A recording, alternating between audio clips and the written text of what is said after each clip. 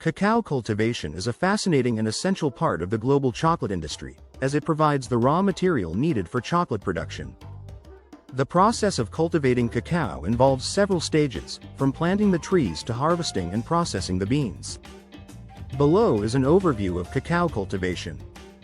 1. Ideal climate and growing conditions. Cacao trees, Theobroma cacao, thrive in tropical climates, typically within 10-20 degrees north and south of the equator.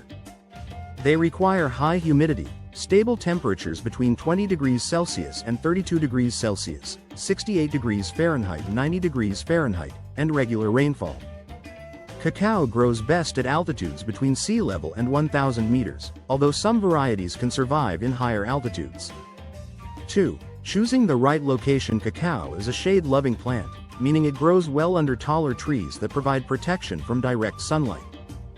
These trees also help maintain the microclimate, offering cooler temperatures and reducing evaporation. Good soil drainage is crucial, and the soil should be rich in organic matter, slightly acidic, with a pH range of 5.5 to 7.5.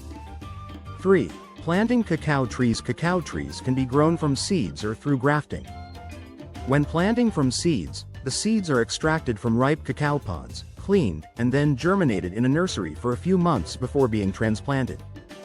If grafting is preferred, a mature tree's rootstock is used to grow high-quality varieties. Trees are spaced approximately 3 meters apart to ensure adequate room for growth. 4. Caring for cacao trees. Once planted, cacao trees require regular care to ensure healthy growth. They need to be watered consistently but should not be overwatered.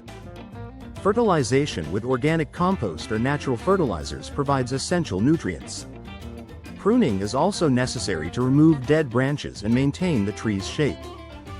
5.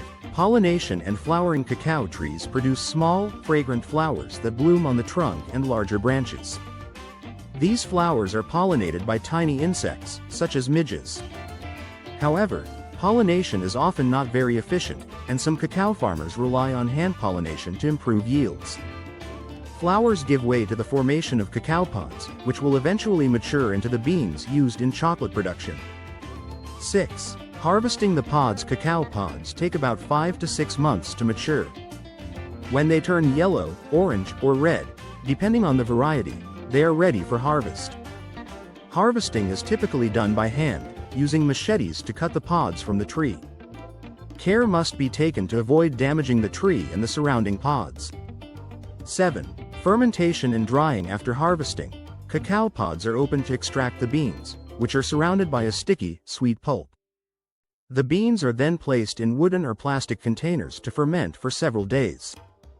Fermentation is a critical process that helps develop the beans' flavor profile.